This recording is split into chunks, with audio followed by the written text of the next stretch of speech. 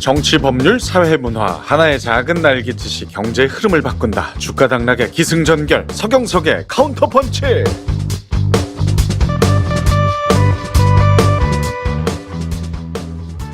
자, 9월, 10월 빠른 속도로 지나가고 이제 11월의 입구에 와 있습니다. 벌써 그 한 해 마무리가 눈앞에 와 있고 2018년에 내가 뭘 했는가 후회 자책이 한 장 남은 달력을 보면서 읊조리게 되는데요. 10월의 마지막 날을 그래도 힘차게 시작해 보겠습니다. 함께 하실 식구분들, 청인인베스트의 오한결 대표, 강민 팀장 어서 오십시오. 안녕하세요. 반갑습니다. 자, 그리고 시사계의 유재석, 최영일 평론가님 어서 오세요. 안녕하세요. 네. 자, 카운터펀치의 지난주 첫 출연 만에 바로 그냥 분위기를 바꿔주시고 아주 주 세력이 되신 장희영 교수님 반갑습니다. 안녕하세요. 네. 반갑습니다. 경석이 형이 긴장하셔야 돼요. 네. 장희 형의 카운터펀치가 될 것 같아요.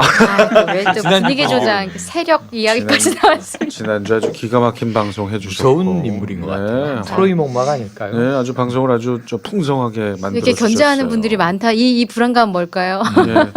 뭐 전혀 견제하지 않습니다. 네, 그럼요. 다음 주에 못 나오시는 거죠. 뭐 간단해요. 네. 오늘 저는 계속 마지막으로 이런 단어를 수식어를 많이 붙이면서 네. 지난주에 우리 유행어처럼 마지막으로 한마디만요. 이렇게 아니 근데 저희가 저 출연자분들이 많이 좀 변동이 좀 되잖아요. 뭐 다른 이유가 아니고 개인적인 어떤 사정들 때문에 그런 거지. 절대 저희가 뭐 어떻게 하고 이러는 거 어떻게 하고 이런 거. 그런 뭐 힘도 없고 뭐 네, 그렇잖아요. 어떻게 저 단풍놀이는 다녀오셨나요? 어떻게 워낙 바쁘신 분들이라. 전 다녀왔습니다. 어머. 제일 바쁘신 분이 도대체 몸이 한 30개 되시는 것 같아요. 아니 이게 재밌는 게 토요일 날이었는데요. 네. 지난 토요일이었는데 제가 무슨 이게 방송을 하다 보니까 군에서도 사건 사고가 가끔 나오잖아요. 예, 예. 그래서 군의 이미지나 뭐 군의 내용을 좀 실상을 잘 알리자 그래서 이 평론가나 방송인들을 모아서 무슨 육군, 해군, 공군 발전 자문위원, 네. 정책 홍보위원 네. 이런 걸 제가 3년째 하고 있어요. 아. 그래서 이번 뭐 2달에 한 번쯤 전방 시찰, 부대 방문 이런 걸 하는데 아하. 전방 시찰을 했어요. 오. 근데 수리온 헬기를 타고 네. 한 40분 날아가는 거예요. 동부전선으로. 아, 그러면서 밑으로. 헬기를 타고 보니까 우리나라는 다 산이잖아. 아, 단풍이 쭉 들고 있는 거예요. 이야. 안 든 지역, 반쯤 든 지역, 막 섞여 있는 지역, 빨간 지역 해서 공중에서 단풍 구경을 하고 왔죠. 이야, 이 뭐 좁게 구경하신 게 아니네. 네. 아주 넓게. 넓게. 오, 세상에. 아름답던가요? 아름다웠습니다. 그리고 설악산은 이미 2주 전인가 3주 전인가 첫눈이 내렸죠.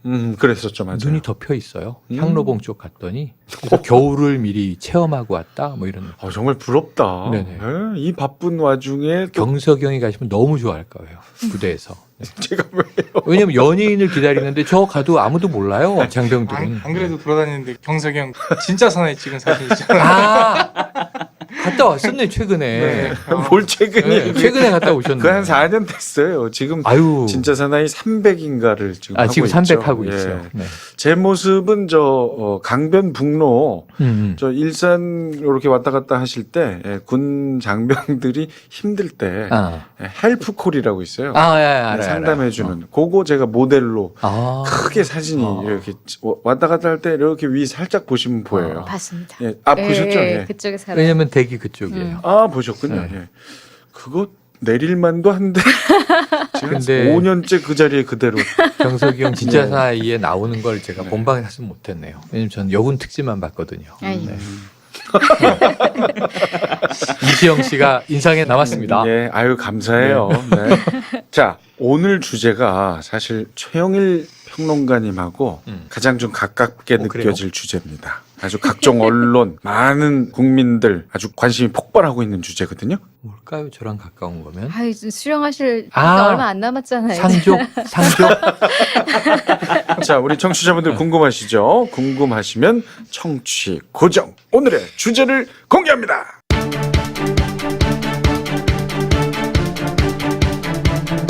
(634조) 세계 3대 연기금의 하나, 청와대 청원 9,071개, 많은 이들의 노후를 책임지게 하는 국민연금 폐지를 하자는 주장이 설득력을 얻고 호응을 받고 있는 듯합니다.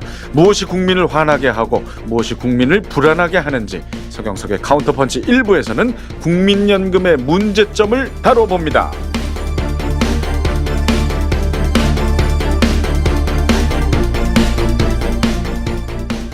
자, 오늘 1부의 주제는 국민연금입니다. 그리고 2부의 주제도 역시 국민연금입니다. 워낙 많은 분들이 관심을 가지고 계시고 제가 이제 최영일 선생님과 아주 관계 깊은 주제다라고 말씀드린 건 네. 국민연금 이슈 있을 때마다 네네. 각종 TV, 뭐 라디오 통해서 항상 예. 얘기를 하시고 주장을 하시고 그런 경우도 네. 있지만 우리 오늘 이 모임 중에서는 제가 제일 먼저 수령을 시작하게 되죠.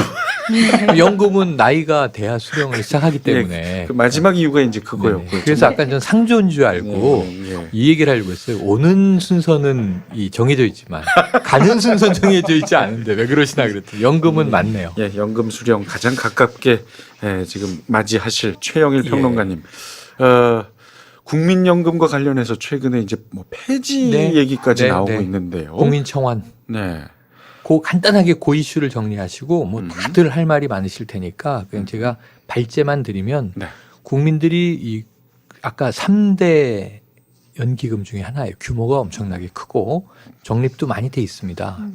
그리고 정말 또 많은 투자 활동을 할 수 있는 자산이기도 하죠. 그런데 왜 국민들은 이것을 폐지하라고 하느냐. 노후를 보장해 준다고 하는 또 좋은 취지를 담고 있는데 네. 강제보험입니다. 근데 첫 번째는 불신이에요. 불신. 정권마다 저게 뭔가 잘못 운영되는 것 같다. 정치적인 이유로, 뭐 정권의 이유로 우리의 노후를 보장해야 될 돈이 뭐 손해를 보거나 남용되거나 왠지 그런 것 같다는 불신. 그리고 두 번째는 뭐냐면 가장 이제 무서운 게 종교에 종말론이 있다면 연금은 고갈론이 있습니다. 내가 나이 들어서 못 받는 거 아니야? 우리 아이들 때에는 이거 돈만 내고 불입을 하는데 나중에 혜택 못 받는 거 아니야? 받더라도 미미한 거 아니야? 그럴 거면 차라리 뭐하러 이걸 적립해? 내 돈은 내가 처분하는 게 낫지. 그리고 나는 이걸 떼가지 마시오. 나는 이 돈을 내가 알아서 쓰겠소. 그리고 이제 사보험이나 개인 적립으로 내 노후는 내가 보장하겠소. 이런 이제 반감이 커진 거예요. 그리고 네. 결국은 국민연금은 좋은 것이다. 저는 이렇게 미리 결론을 내리고 싶어요. 그런데 이 국민연금을 운영하는 정권, 정부죠. 쉽게 말하면 국민들이 너무나 큰 불신과 고갈론에 대한 공포를 가지고 있다. 이걸 오늘 어떻게 우리가 잘 분석을 하고 결론을 내리냐가 오늘 우리 방송에서 아주 중요한 내용이 될 것 같습니다. 그래요. 네. 간단하게 먼저 네. 더 좀 던져주셨는데 다른 분들 의견도 좀 듣고 싶습니다. 국민연금 불신의 원인. 불신의 원인 지금 짚어주신 게 사실은 뭐 다죠, 그렇죠? 다죠. 그러니까 사실 국민연금에 대해서 우리가 의무적으로 이렇게 내는 대부분 나가는지도 모르고 사실은 직장 가입해가지고 그냥 내는 분들도 사실은 있고 여러 가지로 이제 그랬는데 문제는 나중에 내가 직장 다 그만두고 할 일 없이 집에서 있을 때 그래도 매달 얼마씩 나온다니까 일종의 노후 자금일 수도 있고요. 일종의 복지 정책처럼 이게 사실은 쓰였었거든요. 그리고 이게 뭐 우리나라만 있는 게 아니라 오히려 뭐 선진국일수록 이런 것들이 더 뭐 잘 운영되고 있고 더 많이 걷어가는 나라들도 많이 있고요. 이제 이렇다 보니까 사실은 국민연금 자체에 대해서 크게 인식을 하지 못하고 국민들이 살아가고 있었는데 최근 일로 가장 충격적이었던 거는 그거였죠. 최순실 사태 터졌었을 때 삼성 뭐 이재용 회장 승계 문제, 삼성물산과 제일모직 합병 문제가 있을 때 여기에 우리의 어떤 이 공적인 자금, 우리 국민들이 낸 십시일반으로 낸 우리의 노후를 위해서 낸 돈이 여기에 악용됐어? 그러니까 활용도 아니고 악용됐어? 일개의 어떤 한 사람 혹은 더 나아가서 한 어떤 기업의 이득에 이렇게 도용됐어. 약간 이런 것들에 대한 불신이 있었고 게다가 이제 문제는 이거는 꾸준히 제기되던 뭐 갑자기 나온 문제는 아니고 이미 오래전부터 꾸준히 얘기되던 건데 기금 고갈 문제. 그래서 우리가 나중에 받아야 될 금액이 줄어들거나 혹은 못 받을 수 있다라는 이런 불안감. 그리고 이게 이제 우리 자식들한테 이제 더 전가된다라는 것. 이 가운데 그래 뭐 이것도 우리가 뭐 사는 평균 수명이 길어지고 어쩔 수 없는 현상이야라고 받아들이기엔 이 어마어마한 우리의 이 노후 자금이 아까 뭐 삼성 뭐 이런 문제뿐만 아니라 엉뚱한 투자를 해서 얼마를 그게 뭐 조 단위로 얼마를 날렸다느니 뭐 이런 얘기가 그러니까 손실을 봤다라는 이야기가 나오는 거예요. 그렇지 않아도 기금 고갈 문제로 이렇게 예민해져 있는 국민들 입장에서는 이게 뭐 하는 짓이지? 게다가 우리 지난주에 끝날 때 잠깐 이야기했던 거 네. 주식 대여하는데도 사실 상당 부분이 들어가 있었다. 근데 주식 대여라는 말은 개인 투자하시는 분들에게는 공매 세력에게 뒷돈 대주는 약간 이런 개념으로 쓰였고 공매도라는 이 개념 자체가 역시 또 개인 투자자들에게는 개인 투자자들을 위협하는 어떤 존재 위협하는 자금으로 되기 때문에 사실은 이 너무나 많은 것들이 다 복합적으로 국민연금이라는 이 네 개의 글자에 이렇게 복합적으로 작용을 좀 하지 않았나 하는 생각이 듭니다. 네. 이게 저는 이제 그냥 앞서 평론가님께서 이제 전문가적인 내지는 팩트들을 다룬 이야기를 주시면 저는 이제 직장인으로서 네. 느끼는 점을 잠깐 말씀드리자면 국민연금 나가는 돈은 보통 그냥 세금처럼 생각을 하거든요. 네. 직장인 당연하게. 세금이니까 네. 세금처럼 생각을 하는데 그거는 실질상은 세금은 아니고 내가 보험을 들고 연금을 드는 개념이잖아요. 그렇죠. 그러면 일반 사적인 그 보험사나 내지는 운용사에서 운영하는 펀드든 연금을 가입했을 때 월 단위든 분기 단위든 연 단위든 보고서를 받는단 말이에요. 네. 네가 당신께서 맡기신 돈을 우리는 이러이러한 전략을 가지고 이렇게 운용을 했으며 우리가 봤던 경제는 이러이러했고 실질적으로 결과는 이랬기 때문에 수익률은 이렇게 나왔다. 근데 제가 직장 생활 한 10년 하면서 직장을 몇 번 옮겼었는데 그 순간에 공백이 생기면은 너 국민연금 나가는 거 끊겼으니까 이거 네가 개인적으로 낼지 어떻게 정해서 빨리 알려줘 라는 식으로 하는 통지는 기가 막히게 빨리 날라오는데요. 네. 네가 지금까지 낸 돈을 어떻게 운용했으며 작년에 수익률이 어떻게 나왔어라는 거에 대한 거는 찾아보지 않으면 본 적은 없는 것 같거든요. 그게 과연 실질적으로 내가 돈을 맡기고 내가 맡긴 돈을 운영해주는 연금공단이라는 데서 취하는 스탠스가 맞을까에 대한 생각을 오면서 택시에서 문득 해봤습니다. 다른 그저 사보험사처럼 예. 보고를 해두지 모자랄 판에 예, 그렇죠. 단 한 번도 내가 찾기 실질적으로 그들은 전에는 내 돈을 맡아서 운영을 네. 해주는 사람이지 제가 어허. 돈을 내야 되는 밑에 있는 입장은 아니잖아요. 어허. 그렇기 때문에 돈을 맡아서 운용하는 사람이라면 네. 나에게 돈을 맡겨주는 사람에게 맡겨주신 돈으로 이렇게 했습니다라는 식의 보고는 필수적으로 따라야 되는 게 맞는 게 아닌가. 그러니까 지금 우리 평론가님들의 얘기 외에 단적인 또 그 예, 직장인으로서 실질적으로 느낄 수 느끼는 있는 서운함 관점. 예. 네, 그런 것도 있다. 아니 아직 팩트는 제가 하나도 얘기를 안 했고 국민연금에 대해서는 두 가지가 문제다. 불신과 고갈에 대한 이제 불안감. 근데 지금 이 강 팀장님 말씀에 대해서는 좀 반론이에요. 국민연금이 개인에게 보고를 하려면요. 네. 거의 전 국민이 대상입니다. 아까 말씀하신 대로 준조세고 강제 보험이기 때문에 거기 엄청난 커뮤니케이션 비용이 들어가게 돼요. 좀 그 돈 쓰지 말라는 거예요. 쓸데없는 비용을 낭비하지 말고 아까 중요한 얘기를 해주셨는데 본인이 원할 때 그 데이터를 확인할 수 있게 해줘야죠. 뭐 웹사이트에 들어가서 내 이제 지금 아이디를 확인할 수 있죠. 확인할 수 있습니다. 근데 그거를 확인할 수 있다는 걸 조금 적극적으로 매스미디어를 통해서 홍보할 필요는 있죠. 최근에 홍보하고 있더군요. 국민연금에 대해서 어떻게 생각하세요? 부정적인 이야기를 하는 걸 듣고 노트북을 켜서 당신의 돈이 이렇게 지금 보존되고 있다.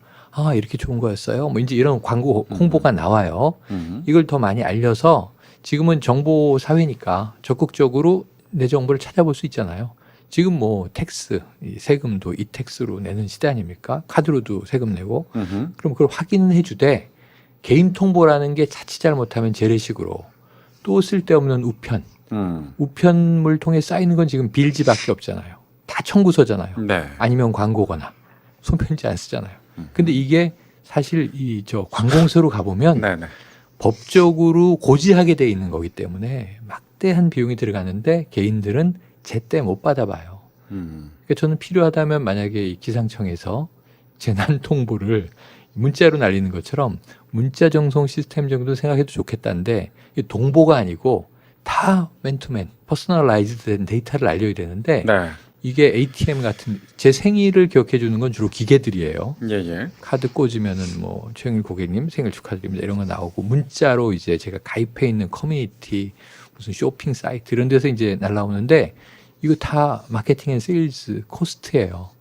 저는 안 해도 좋다. 볼 수 있게만 해다오. 대상이 전 국민이다 보니 예. 과도한 서비스 하지 마라. 그 국민연금은. 비용, 예, 그 비용. 아니 근데 지금 이 개인이 이제 확인을 하러 들어가요. 네. 그러면 이 사실 최근 이 불만이 쌓이는 큰 이유 중에 하나가 국민운용연금이 잘못 운용해서 손해를 보는 뭐 이런 네네. 사실들을 확인하게 종종 될 수 지금 있다. 확인할 수 있지 않을까. 신문지상에 나오죠. 그래서 적극적으로 홍보하지 않느냐. 뭐 이런 의문이 들 수도 있거든요. 근데 지금 음. 논제 자체가 좀 잘못됐다고 보는 게 음. 운용사나 이제 증권사에서 그런 성적표를 줄 수 있는 건 내 자금을 가지고 다른 행위를 하지 않거든요. 투자에만 몰두를 해요. 근데 국민연금 같은 경우에는 그거를 급여도 주고 뭐도 주고 공무원연금 다 나간단 말이에요. 예치된 금액이라고 하면 사실 고갈이라는 말이 나올 수가 없습니다. 그러니까 지금 약간 논제가 좀 빗나간 것 같고요. 국민연금을 생각을 하기론 정부 기금이다, 뭐 공무원 기금이다 정도로 생각을 하지 실제 나한테 돌아오게끔 운용을 잘하거나 그러지 않는다. 그리고 인사권이라든지 여태까지 행해왔던 부분들이 문제가 많아지면서 뭐 팩트도 말씀드릴 수 있긴 하지만 그게 이제 국민들의 불신을 키웠다라고 봐야죠. 저는 국민연금에 대한 불신 문제나 불안, 다시 말하면 불안 문제. 사실 전 이 부분이 사실 불안해서 이제 불신이 비롯됐다고 생각을 하는데요.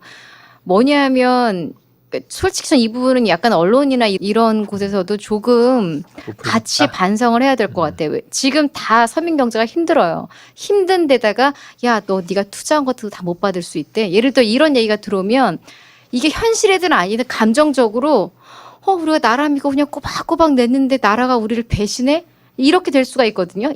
이렇게 화가 나 있는 상태에서 기금이 이렇게 쓰였대라는 얘기를 들으면 이제 불신으로 가고 분노가 있는 거예요. 사실 이게 연동이 되면서 사실 일이 상당히 커졌다는 생각도 드는데 사실 국민연금 자체의 취지는 상당히 좋은 안전망이에요. 이제 그게 문제는 우리가 수입이 없을 때 일정 부분 들어오는 그 수입이 기본적으로 내가 살아갈 수 있을 만한 생계를 유지할 수 있을 만큼의 연금이 들어온다라면 그 금액이 뭐 많지 않아도 그래 그것으로 만족할 국민들이 많이 있을 거예요. 그런데 현실적으로 지금 기사나 이런 데 나오는 예상 수급액 이런 것들을 봤을 때 뭐 요즘에 속된 말로 용돈이라고 그 국민연금이라고 안 하고 국민용돈.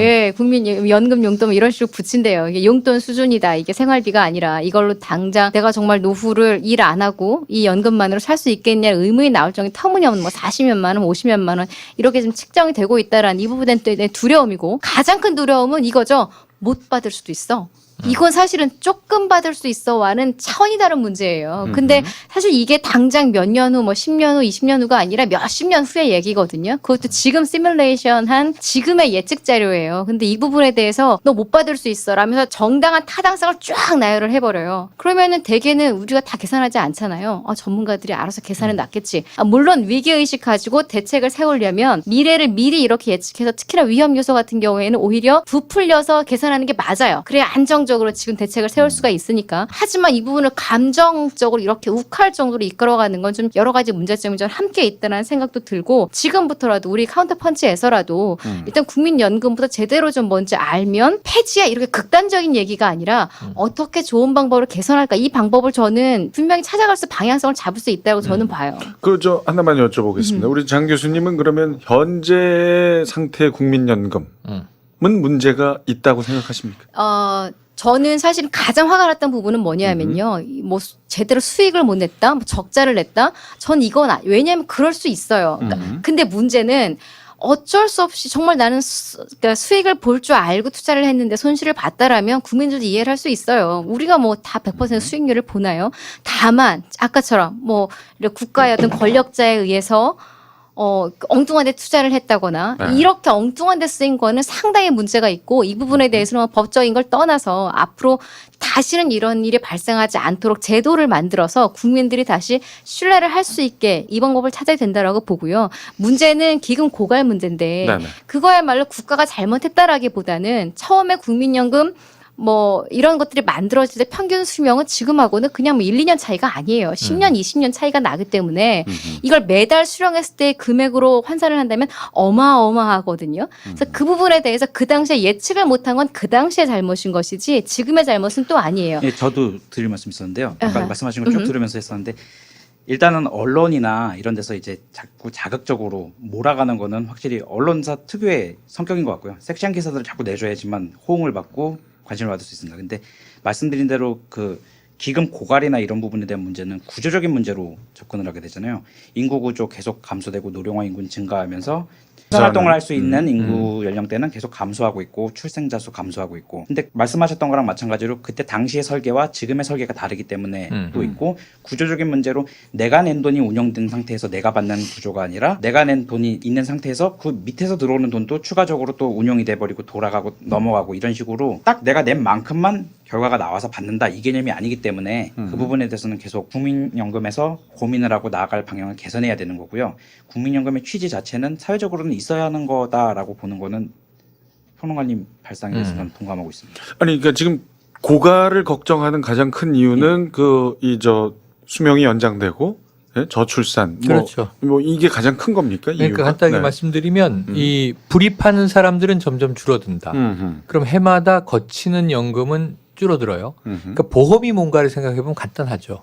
공통의 위험에 처해 있는 사람들이 집단을 구성해서 이 상호 부조의 개념으로 평상시에 돈을 모았다가 그 위험을 당한 사람에게 이 적정한 금액들을 배당하는 거예요. 그러니까 이게 계속 돌아가야죠. 돈은 들어오고 개하고 똑같은 거죠, 사실은. 개. 예, 매달 이제 약속된 돈을 불입하면 그 돈이 적립돼 있는데 어떤 사람이 이제 번호를 뽑아서 내 순번이 되면 그 돈을 몰아줘야 되잖아요. 네. 근데 이제 보험의 경우에는 그게 은퇴예요. 그 노인이 되는 거예요. 65세가 되면 이때부터는 매달 내가 불입했던 것에서 얼마를 일정하게 받는다. 죽을 때까지. 그러니까 이게 이 개념이 이제 우리가 얼마를 받느냐를 소득 대체율이라고 하잖아요. 네. 내가 일할 때 받았던 평균 급여의 몇 퍼센트를 보전해 주느냐. 내가 한 500만 원 정도의 월급을 받고 은퇴를 한 사람인데 네. 평균. 근데 이제 결국 이 급여 소득 대체율이 40%다. 그럼 200만 원 주는 거예요, 한 달에. 그 정도면 내가 노후에 그래도 집 한 칸 있으면 부인하고 좀 이제 소일할 수 있지 않겠는가. 네네. 근데 이게 이제 생계비 개념으로 다가오느냐, 진짜 용돈 개념으로 다가오느냐, 터무니없이. 이 이제 싸움을 지금 하고 있는 거고, 그럼에도 불구하고 보험이 필요한 것이다라고 우리가 전제를 한다면, 다시 이제 본론으로 돌아가서, 불입하는 사람은 점점 줄어드니까, 예. 돈은 쪼그라들겠죠. 모이는 기금이. 근데 타가는 사람은 점점 늘어나겠죠. 또 길게 타가죠. 예. 그러면은 그게 훨씬 빨리 고갈이 되겠죠. 국민연금 고갈 된다는 거예요. 고갈 됩니다. 고갈 안 될 수가 없죠. 지금 이 구조인데. 내는 사람은 줄어들고 타는 사람은 많다. 그러면 어느 시점인가 종말은 뻔한데 고갈이 되면 아까 제가 종말에 비교를 했는데 종말이냐? 종말 아니라는 겁니다. 지금 우리나라는요. 네. 상당히 많이 정립되어 있는 건데 미래를 걱정하고 있는 거예요. 고갈은 어차피 오게 돼 있으니까 고갈의 시기를 걱정해요. 근데 이미 고갈된 나라들이 있어요. 가깝게 일본, 뭐 독일, 유럽에. 이 나라들은 고갈이 됐어요. 고갈 됐어요? 근데 연금 줘요. 어떻게 해요? 지금 적립식으로 주지 않고 부가식으로 줘요. 부가식으로. 예. 부가식은 세금 구조랑 똑같습니다. 돈을 내요. 연금은 계속 불입해야 되잖아. 살아있는 사람들이. 네. 그럼 그 해마다 모인 돈을 그 해에 걷어서 그 해에 나눠줍니다. 어허. 우리가 세금이 그 해에 걷어서 그 해에 쓰는데 사실상 이제 실질적으로 다음 해에 쓰죠. 올해 세수가 좋았다. 내년에 그러면 슈퍼 예산 짜야지. 정부가 지금 400조, 500조 예산을 어떻게 씁니까? 세금으로 쓰잖아요. 네. 세금 적립해 두나요? 아니죠. 아니요. 세금 다 씁니다. 그때 그때 쓰죠. 네. 네. 남으면은 이제 추가 경정 예산으로 더 쓰기도 하고 필요한 게 일자리야, 필요한 게 뭐 인프라 건설이야, 더 필요한 게 복지야, 국방이야 쓴단 말이에요. 그러니까 세수와 같은 방식으로 적립식이 아니라 부가식으로 돌리고 있다. 적립식이 더 좋죠. 기금을 운영할 수 있는 여지가 생기니까 수익을 내서 기금을 계속 불릴 수 있잖아요. 네. 하지만 이제 우리가 연 기금으로 수익률을 내고 있지만 좋을 때도 있고 나쁠 때도 있지만 어쨌든 적립된 돈은 유지되고 늘어나고 있다고 한다면 아주 마음 편하고 좋겠지만 다 고갈이 돼도 결국은 일하는 국민에게서 걷어서 은퇴한 국민에게 주고 있다. 근데 일본이 고갈됐다고 말씀드렸는데 그럼 아마 듣는 청취자분들 중에 항변하는 분이 계실 거예요. 그래도 최소한 비축을 합니다. 2년치, 3년치 요 정도. 네. 왜냐 만약의 경우라는 게 있으니까. 네네. 전시회는 어떻게 할까? 생산이 멎으면 어떻게 할까? 여러 가지 고민을 해야죠. 그럼에도 불구하고 아주 얇게 비축을 해놓고 사실상의 세금처럼 걷어서 나눠주는 방식의 부가식으로 가는 나라들이 점점 많아지고 있다. 특히 선진국에. 그러니까 우리는 그 나라들에 비하면 적립식으로 아직 버티고 있다는 점에서 몇십 년은 버틸 수 있다는 점에서 상황이 나쁘지가 않다. 그러니까 지금 언론에 아까 음모론 제기하신 게 저도 거기에 한 표. 왜냐하면 적립식이 고갈됐다고 연금이 사라지는 게 아닌데 연금은 국가가 존재하는 한 마땅히 국민에게 해줘야 하는 것인데 생애 주기를 길게 보고 미리 걷었다가 이분들이 은퇴하면은 나눠주는데 좀 넉넉하게 잘해주면 좋은데. 근데 문제는 이제 문재인 대통령도 말씀하셨지만 이 정치가들이나 혹은 집권층에서 종종 거짓말을 해요. 이게 더 걷고 덜 나눠주지 않는다고 항상 얘기를 해요. 근데 지금 우리가 여기서 진실을 짚어야 되는 건 더 걷어야 하고 덜 나눠줘야 되는 상황에 처해 있는 거예요, 우리가. 그럼 지금 우리나라가 8% 정도 걷죠? 이 회사가 50% 내고 개인이 50% 내죠, 일하는 동안. 네. 근데 이게 지금 우리가 4.5, 얘기한 4.5, 9%네요. 9%인데 적어도 지금 12, 3%로 올려야 되는 거 아닌가. 정부는 이 고민을 하는데 얘기를 못 해요. 이 얘기가 나오면 다 또 고갈이다, 탕진했다, 어떻게 할래 난리가 나는데 이 답 아무도 못 내거든요. 대통령 이 답을 못 냅니다. 사회적 합의에 의해서 할 수밖에 없고, 두 번째는 지금처럼 안 올리고 가려면 소득 대체율을 낮추는 수밖에 없어요. 그럼 진짜 용돈이 되는 거예요. 왜냐하면 돈은 쪼그라들고 있기 때문에. 근데 문제는 이 진실을 누군가 고양이 목에 방울을 달려고 나오면 무참하게 목이 나라는 겁니다. 대중들에게. 근데 이 얘기를 어느 정부에 누구도 못하고 있는 거예요. 저는 당당히 말씀드리건대 제가 네. 책임질 사람이 아니니까 연금을 걷는 비율은 높아지게 돼 있습니다. 누군가는 이거 책임져야 되고요. 그렇지 않을 거면은 지금 소득 대체율은 더 낮아질 수밖에 없습니다. 이미 여론이 만들어져 있기 때문에 지금 어떤 얘기가 나와도 국민들 입장에서는 낸 것만큼 못 받을까에 대한 두려움, 그리고 왜 이걸 미리 이런 걸 대처하지 못했냐라는 불신이 나올 수밖에 없는데, 사실은 국민연금이 욕을 얻어 먹는다고 해서 지금 억울하다고만 할 수 있는 상황도 아니잖아요. 본인들이 지금까지 역사적으로 해온 일들이 뭐 과거의 전력들이 있기 때문에 제가 생각하는 원만한, 그렇다고 뭐 너무 음모론이라고 또 이렇게 언론을 욕하기도 좀 애매한 상황이고, 지금 우리가 해야 될 건 해결책이거든요. 어차피 사람들이 더 오래 살게 됐으니까 옛날에는 5년, 10년 받을 줄 알았던 걸 10년, 20년, 30년까지 받게 되니까 당연히 돈은 부족해요. 어떻게든 돈을 조달해야 돼요. 그러니까 지금처럼 보험료율을 인상해서 더 많이 걷거나, 이게 사실은 가장 최적의 답인데, 국민들은 이제까지 국민연금 해왔던 여러 가지 것들로 불신하면서 더 못 내겠다 이거잖아요. 그리고 조금 못 받겠다, 또 많이 받겠다 이제 이거잖아요. 그래서 사실은 지금은 국민연금이 정말 석고되지 않은 마음으로 과거의 것들을 정말 진실하게 사과를 일단 먼저 하고, 또 다시는 이런 안 좋은 일들이 재발하지 않도록 하는 여러 제도적인 거나 제재나 이런 것들을 내놓고, 사실은 지난번에 주식 대여 금지한 것도 일종의 반성의 차원에서 하는 거지, 공매도가 정말 나쁜 악의 축이어서 공매도를 못하게 하겠다라는 건 아니었었거든요. 어쨌든 이런 액션이라 좀 보여줘서 국민들을 좀 달래는 것도 필요하고, 또 하나는 지금 이렇게 논쟁이 되고 있는 것들을 국민들에게 제대로 알리려는 노력도 필요해요. 그래서 국민들이 스스로 아 그렇구나, 기꺼이 내가 이 정도 그럼 조금 더 낼까? 라는 약간 긍정적인 신호가 올 때까지 내가 아니어도 내 자식들이 또 어차피 그 제도를 따라가는 거거든요. 그래서 국민연금에 대한 제대로 된 이해를 먼저 좀 시키는 이런 노력이 지금 필요한 시기라는 생각이 들고요. 자, 그럼 여기서 우리 유일한 지금 사업주 입장인 그렇죠, 우리 그렇죠. 오한결 대표의 얘기도 좀 들어보고 싶습니다. 국민연금은 사실 직원들의 반씩 국민연금을 내주죠. 반씩 그렇죠. 내주고 반은 있죠. 회사에서 반을 내죠. 부담하죠. 예. 어떻습니까? 사업주 입장에서는 국민연금. 표정 안 좋으신데. 지난주에 그 독감 걸린 이후로 솔직히 독감은 이제 말끔히 낫고요. 네. 야. 그 내리는 콧물은 뭐예요?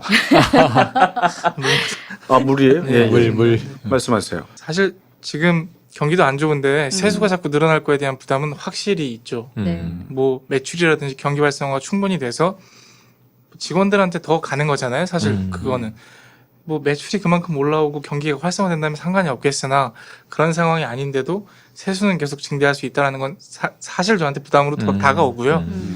근데 이 부분에 대해서 문제를 조금 짚고 넘어가자면, 국민연금 자체가 국가 간의 국가 차원의 견해가 있고요, 개인 차원의 견해가 좀 있는 것 같은데, 개인들은 그 국민연금에 대한 지분이 있다고 생각을 하는 것 같아요. 네, 투자를 했다고 생각하는 거죠, 회사처럼.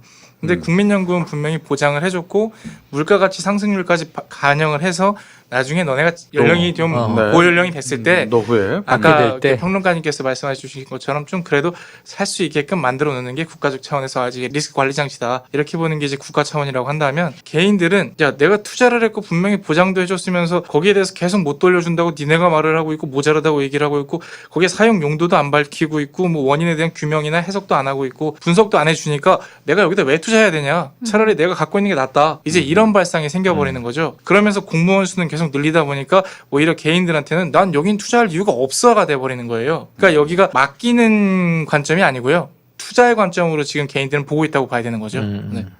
자, 그러면 여기서 이 참 제가 아는 어떤 분은 국민연금은 그냥 신경도 안 쓰고 있고요. 예, 각종 보험들을 막 수두룩하게 들어서 사보험들, 사보험들을 들어서 인간보험. 그러니까 그런 분들 얘기를 들어보면 국민연금 어떻게 생각하냐. 물론 아주 잘 사는 사람이긴 해요. 네, 네. 그건 그냥 내는 거 아니야? 그렇죠. 뭐 이러고 사는 것 같아요. 그런데 지금 그 말씀에 약간 제가 반론을 말씀드리면 반론 뭐 전문이시니까 하셔야죠. 사실은 이 부자 강남에 사는 분들 음흠. 특히 주부들 예전엔 국민연금 주부는 못 들었었어요. 예전에 지금은 가입을 받고 음흠. 가입을 권장합니다. 왜냐하면 가사노동도 노동으로 인정이 되는 시대에 전업주부는 직업이 아니다. 돈 내지 마라. 아니에요. 근데 부자들이 국민연금을 이 설계 구조를 이해한 분들은 너무 가입하고 싶어 하고 더 많이 불입을 하고 싶어 해요. 예를 들면 내가 한 달에 내 소득이 1,000만 원이다. 네. 그럼 거기에 4.5% 혹은 이게 지역보험인 경우에는 9%를 다 자기가 내야 되잖아요. 직장인은 회사 반, 나 반이지만 그냥 자영업자면 자기가 자기 9% 그렇죠. 불입해야 돼요. 9%를 내더라도 나중에 10%대로 오르더라도 내가 최대한 많이 넣고 싶다. 왜냐하면 이 국민연금의 구조는 내가 낸 만큼 덜 돌려받을 수가 없어요. 지금 설계상으로. 그건 룰 자체가 무조건 상한이 정해져 있어요. 그러니까 부자라고 해서 금액을 무제한 낼 수 있는 게 아니고 400 몇십만 원 정도에서 끊어요. 그러니까 이 월수가 뭐 1억이 돼도 요만큼 범위 내에서 내십시오. 네. 요율이 정해져 있고 하한선이 정해져 있어요. 30만 원. 요 안에서 움직이는데 가장 많은 금액을 불입한 사람은 자신이 받을 돈은 불입한 금액의 1.4배가 됩니다. 그러니까 조금 더 받는 거죠. 중위소득. 네. 대한민국 소득의 중위소득은 1.78배를 받아요. 2배 가까이를 받아요. 무조건 낸 거보다는 받는 게 이익이에요. 손해가 절대 안 되고. 그럼 하한. 한 달에 내가 정말 힘들게 30만 원. 몇십만 원 가지고 30만 원의 소득을 전제로 그것의 9%를 냈던 분은 거의 4배 가까이 받아요. 그러니까 사실은 이게 양극화 해소의 기능도 있는 거예요. 그러니까 부자는 덜 돌려받고 가난한 자는 더 돌려받는 게 맞는데 그 누구도 내가 낸 것보다 덜 받는 사람은 없다. 상대적으로 더 받고 덜 받긴 하지만 내가 낸 것 이상은 다 수령을 한다. 그러니까 이 구조를 알고 나면 부자는 나 한 달에 1,000만 원 내면 안 돼요? 이러고 싶은 거예요, 사실은. 이 수익률이 최고로 좋거든요. 낸 거보다는 네. 더 받고 네. 또 사회 환원 기능도 있고. 그렇습니다. 이렇게 네. 재설계가 돼서 이게 조정되지 않는 한 이 범위에서 움직이는 게 국민연금에 돌려주는 보장 룰이기 때문에 이 룰을 생각을 하면 많이 내고 싶어 하시는 분들이 많다. 그러니까 사보험에 비하면 수익률은 짱이다. 이렇게 말씀드릴 수 있어요. 어떻습니까? 혹시 이견 없으십니까? 말씀하신 게 맞습니다. 왜냐하면 사립기관에서 나오는 보험 상품들은 수익률을 가지고 현혹을 해요. 맞아요. 수익률을 가지고 현혹을 하는데 개인연금을 가입을 하면 8년 왜 초기에 사업비용이라는 게 떼집니다. 그 네. 사업비용이 이제 운용을 하는 비용도 있을 것이고 컨설턴트한테 인센티브로 나가는 돈도 있을 거예요. 그러면서 이게 100%가 되는 순간이 한 8년 정도가 걸리거든요. 8년 정도가 걸리는데 그 세월을 뭐 그냥 약 10년이라고 하겠습니다. 10년이 지나면 제가 10년 전에 먹었던 과자가 지금은 한 3배에서 4배 정도가 올랐어요. 근데 개인 사립기관 연금을 가입했을 때 10년 뒤에 수령할 수 있는 금액이 그냥 내가 낸 거 그대로 돌려받는다고 하면 물가 가치는 3배 이상 올랐을 건데 그 물가 가치가 반영 안 된 그 연금은 확실히 국민연금보다는 다소 메리트가 떨어지긴 하죠. 그리고 구조적인 특성으로도 그냥 일반 개인 입장에서 돈 많으신 분들이야 상관없겠지만 그냥 월급 받아가지고는 생활하고 뿌리는 사람 입장에서는 국민연금은 강제적으로 납부를 시키기 때문에 맞아요. 여기까지 무조건 유지가 돼요. 근데 사보험 같은 경우는 납입하다가 조금 해지할 수 있죠. 겉돈이 필요하거나 힘들면. 힘들어졌다 싶으면 해지를 해버리게 되거든요. 그래서 실질적으로 설계되어 있는 효과도 제대로 못 볼 확률이 크다라고 볼 수 노후까지 있습니다. 유지하겠느냐? 네.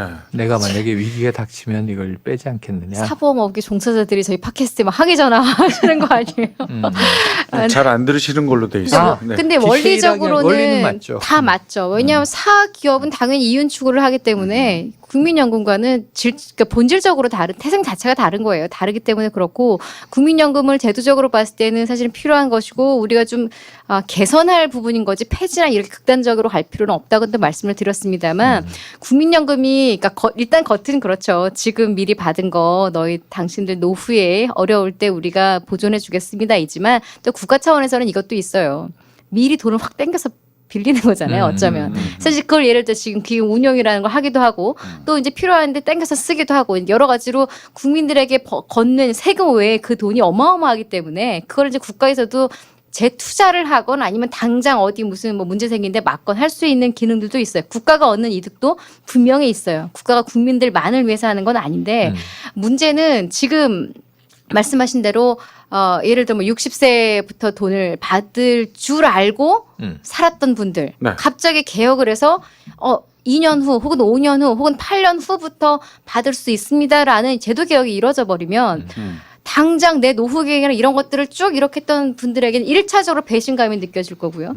사람에 따라서 2차적으로는 당장 생계에 대한 인생 계획을 또 새로 세워야 되는 과정이 생길 수도 있어요. 그래서 여러 가지가 사실은 이렇게 그러니까 좋은 쪽으로 개혁이 이루어지는 거는 맞습니다만 개선이라는 명목하에 국민들이 단체로 그냥 국가가 하는 거니까 따라가기에는 또 국민들의 반감이나 불평, 불만도 사실은 이해는 되는 부분이에요. 그렇기 때문에 저는 이게 단순히 경제적으로 이득이다, 아니다. 개인에게, 당신에게 금전적으로 봤을 때 이득입니다, 아니다를 논하기 전에 국민적인 공감대. 어쨌거나 우리는 나라에게 그냥 세금처럼 막 갖다 준 거잖아요. 믿고 이런 부분이 절실히 필요한 시기가 바로 전 딱 지금이라는 생각이 들고 맞아요. 사보험도 사실은 문제점들이 되게 많아요. 국가가 이렇게 하는 거에 대해서는 국민들이 다 나서가지고 뭐 이러면 되냐 안 되냐 말하고 있습니다만 사보험들은 이렇게 견제나 감시 장치 없이 스스로 이런 것들을 해결하는 경우들도 있거든요. 대표적으로 수령액을 뭐 네. 일시불로 받게 하는 뭐 콜센터 직원 문제 이런 것도 문제가 된 적이 있었잖아요. 개인들이 개개인으로 그런 일을 당하게 되면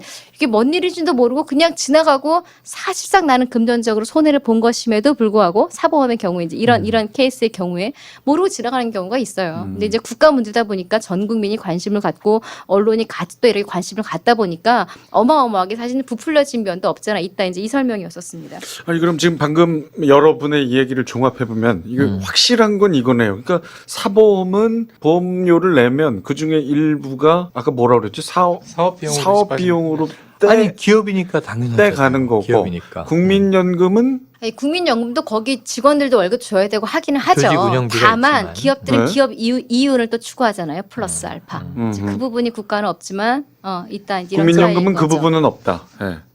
그렇죠. 그냥 비용 공적인 비용이 들어가는 거지. 있지만 여기서 사보험과 차이가 매우 크다. 조직 그리고 운영비가. 심지어는 이익이 생기더라도 그건 국민연금의 자산이고 다시 말하면 국민들의 자산인 것이고요. 아 주주가 국민이다. 그렇죠. 이렇게 보면 예, 됩니까? 그러니까 그 예. 수익금이 그대로 기금이 되는 거니까요. 그렇고 사보험은 위험성이 있고요. 만약 잘못하면 수익을 못 받을 수도 있죠. 예.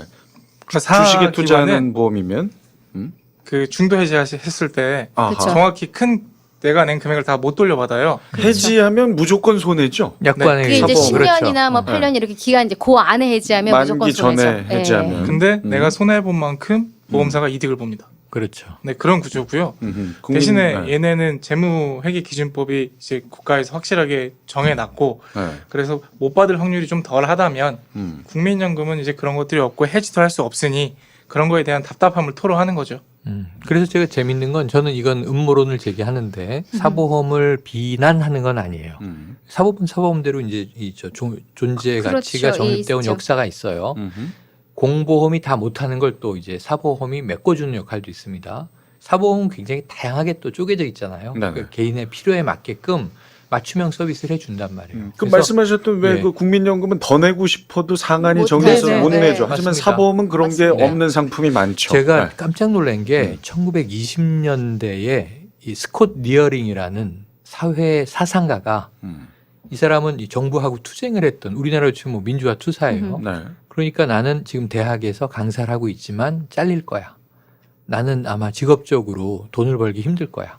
그리고 나는 옳은 일을 위해서 싸워야 돼. 그래서 제가 깜짝 놀란 게 이 사람이 보험회사를 찾아가서 노후보험을 직접 설계를 해요. 난 지금 요 정도 소득이 있으니까 이 정도 돈을 낼 테니 내가 이걸 10년, 20년 불입을 하면 내 나이가 언제 됐을 때 얼마를 도와다오. 네. 그래서 매우 나이가 젊은 헬렌 니어링이라는 미녀 부인과 버몬트주의 농장에서 자급자족을 하면서 네. 연금으로 노후 생활을 하다가 100년 해로를 합니다. 아주 위대한 인물이라 우리나라의 이거 스콧 니어링 자서전이 홍상수 감독의 초기 영화 생활의 발견에 보면 네. 김상경 씨가 기차를 타고 가면서 이렇게 보는 장면이 나와요. 그 책이에요. 네, 훌륭한 책이에요. 그 안에 나와요. 이 음흠. 보험을 스스로 설계하는. 그래서 제가 보험은 회사가 설계해서 가지고 오면 나는 이 어떤 보험이 나한테 잘 맞지? 그리고 이렇게 약관에 사인하고 보험회사가 시키는 대로 하는 건 줄 알았는데 미국 애들은 자기 보험을 자기가 설계를 하네. 원래는 이런 거네. 이런 생각이 든 거예요. 젊을 때. 자, 근데 어쨌든 우리나라는 그렇게 안 돼 있지만 보험회사가 설계한 보험 상품은 대부분 보험회사에 유리하다. 이게 너무 당연하지 않냐 하는 거예요. 제 생각에는. 하지만 고객에게 손해를 끼치진 않겠죠. 최소한의 선에서. 과자를 먹으면 돈은 회사가 벌지만 나는 기분이 좋지 않습니까? 네. 뭔가 줘야 되는 거죠. 주고 받아야 되는 거죠. 달콤하죠. 기브 앤 테이크. 네. 근데 국민연금은 개념과 설계 자체가 달라요. 보장이에요, 보장. 그리고 복지예요, 복지.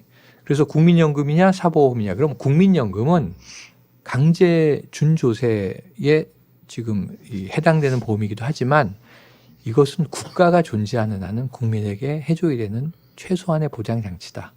여기에 자기가 더 뭔가 노후를 보장하고 싶으면 사보험은 플러스 알파다. 이렇게 생각을 하는데 음모론이라고 제가 왜 얘기를 했냐면 네. 국민연금에 대해서는 불신, 고갈 걱정, 위기, 나 속여먹는 거 아니야? 이거 제대로 주는 거야? 똑같은 시선을 사보험에도 하는 게 합리적이에요. 사보험에 안 해요. 삼성생명이라든가 우리가 아는 흔한 그 뭐 해외에서 들어온 브랜드들에 대해서 사보험은 고갈 안 된다고 믿나요? 사보험은 나를 안 속인다고 믿나요? 사보험은 이 국가의 국민연금 불신하는데 사보험은 그럼 맹신하나요? 아니거든요. 똑같은 시선을 보내야 돼요. 사보험도 의심해야지. 그렇게 왜 우리가 안 하죠? 우리 똑같은 언론에서는 시선을 보내야 왜? 되는 거는 논리적으로 맞는 거고, 근데 국민들의 시선이 왜 다르냐면 사보험은 내 의지로 내가 든 거잖아요. 근데 국민연금은 다르잖아요. 국가에서 강제적으로 떼갔다라는 생각을 하기 때문에. 최종 결정은 내가 했기 때문에. 예, 그러니까 사보험은, 결과가 네. 어쨌든 간에 이제 그런 거고, 사실은 어쩌면 또 그러니까 역설적으로 그렇기 때문에 국민연금이 오히려 더 안전할 수 있다라는 거예요. 누가 책임 떠넘기잖아요. 야, 국가 너희들 왜 제대로 안 했어? 이렇게 할 수가 있는 거고. 아니에요. 아니, 근데- 사보험은 저의 지인이 강권해서 다 들었어요. 저는. 어쨌든 지인이 제 의지로 강권해서 들지 않았어요. 최종 결정은 자기가 있고. 그 지인한테 가서 뭐라고 아, 해요? 네, 알겠습니다. 제 말이 지인한테 가서. 그건 거죠. 근데 예. 의심을 합니다. 사보험도. 사보험도 그쵸, 예. 의심을 하고 메트라이프 자체도 그러니까 한국 법인이죠. 네. 그 많은 분들이 모르는데 메트라이프나 알리안츠나 이제 한국 법인 같은 경우에는 여기서 연금을 못 주거나 회사가 망해도 외국에서 그걸 책임져 주지 않아요. 본사에서. 네, 책임져 주지 않고요. 한국 법인의 그 브랜드 가치를 도입을 해서 시작을 하는 것뿐이지. 그리고 의심도 많이 했었기 때문에 그 회계기준법이 계속 강화가 됐고요. 대신에 이제 국민연금처럼 이제 때로 몰려서 나오지는 않는다라는 관점에서 보시면 되는 거죠. 네. 그래요. 때라는 말이 좀 잘못된 게 아니고요. 네. 아, 예, 예. 가입자분들이 자, 이참 국민연금 이야기 그리고 또 사보험과의 비교까지 해봤습니다. 우리 최영일 형님 얘기 들으니까 네. 참 20년 전 생각이 나네요. 네네. 윤석이 아, 매형께 아, 제가 보험 든 게 있거든요. 다 누군가에게 그렇게 되죠. 뭐 그거- 일가 친척도 네, 그건 정말 해지 못하고 계속 네. 지금 맞아요. 가지고 있고요. 아직도 나머지 그냥 제 의지로 든 거는 사실 저는 중간에 많이 해지를 해지해서. 했어요. 빠지고 손실 손해 보고 보셨겠다. 빠지고. 결국은 손해를 음. 보게 되죠. 예. 보험회사는 좋아했겠죠. 아, 이분 나가는구나. 근데 참 그런 건 있네요. 진짜 지금 생각해보면 그때 조금 더 참고 네. 그냥 했더라면 내가 다른 욕심 내지 않고 이어갔더라면 지금 좋은 상황일 텐데 하는 생각이 듭니다. 예. 불과 한 4, 5년 전에 제가 해지했거든요. 아이고. 한 5년들 받은 거를 아쉽네요. 3개씩이나. 아이고. 예. 근데 그거는 해지할 수 있었던 게 제 스스로 든 거라. 그럼요. 예, 누군가의 부탁을 받은 건 제가 아직도 계속 가지고 있는데. 자, 그런 면에서 여러 가지 생각이 좀 오고 그러네요. 갑니다. 예, 국민연금, 사보험 어떤 차이가 있고 어떻게 앞으로 받아들여야 할지. 자, 계속해서 2부에서는 공무원 연금 얘기 좀 해볼까 합니다. 국민연금과 공무원연금은 다르죠. 다르죠. 네, 네. 혹시 우리 이번 1부에서는 마지막으로요 이렇게 말할 기회 혹시 마지막으로 없나요? 하세요. 이제 드리려고 했어요. 예, 자, 상당히 성격 급하신 우리 장 교수님. 네, 아니, 마지막으로. 그러니까 그 뭘까요? 그러니까 말 욕심이 많지는 않았는데 이상하게 팟캐스트는 이렇게 욕심이 나네요. 하셔야죠. 국민연금이 그리고 국민연금이 왜냐하면 또 국민들의 문제이기 때문에 사실은 조금 더 이렇게 애착을 갖고 말을 하게 되는데 연금 개혁이라는 게 다른 나라 예를 좀 들어주면 좀 이렇게 쉬운 경우들이 있어서 예를 들어드리자면 연금 개혁 쉬운 게 아니에요. 어떤 국민이 돈 더 내라는데 좋아하겠어요. 맞아요. 그것도 1, 2년이 아니라 길게 게다가 늦게 받으라는데 대표적으로 프랑스나 독일 같은 경우에는 연금 개혁 성공을 했습니다. 아주 강력한 리더십을 가졌던 프랑스 사르코지 대통령, 독일의 슈레더 총리가 연금 개혁을 했는데 결과가 어떻게 됐는지 아세요? 어떻게 됐어요? 나중에 정치적으로 둘 다 패합니다. 선거에서 져버립니다. 결국 연금 개혁에는 성공을 해서 역사적으로는 성공한 리더십의 대통령이 됐지만 이후에 선거에서 패배했어요. 이런 역사적인 것들이 있기 때문에 사실은 정치인들이 연금 개혁을 하고 싶어도 어려운 부분이에요. 저는 이번 정부가 그럼에도 불구하고 연금 개혁을 계속 추진하려고 하는 노력을 한다는 것 자체는 그러니까 제가 그러니까 현재 정부를 칭찬하고 이걸 떠나서 지지하고 아니고를 떠나서 그 부분을 함께 좀 알아봤으면 좋겠다라는 거고요. 러시아 같은 경우에는 연금 개혁 얘기 꺼내자마자 국민들이 지금 반발하고 저항 중이죠. 저항 중이거든요. 그러니까 이게 우리나라 문제가 아니라 전 세계적으로 연금 문제는 뭐 정말 어려운 부분이에요. 그래서 그렇다라는 걸 함께 고민을 하고 나는 혹시 이렇게 우르르 쏠려가고 있지 않은가라는 생각을 한 번쯤 해봤으면 좋겠어요. 지금 장 교수님 얘기해서 제가 빅 아이디어가 떠올랐어요. 뭡니까? 그 독일의 연금 개혁한 슈레더 전 총리가 네. 지금 슈서방인 거 아시죠? 슈서방. 한국 분하고 재혼을 하셔가지고. 그랬어요. 네, 지금 그래서 이 우리나라 옛날에 니콜라스 케이지가 캐서방이었잖아요. 예. 지금 이제 헤어져서 캐서방 아니지만 슈서방이 됐어요. 이 슈레더 총리가 이제 한국의 사위예요. 이분을 데려다가 우리나라 연금 개혁을 시키면 되겠네.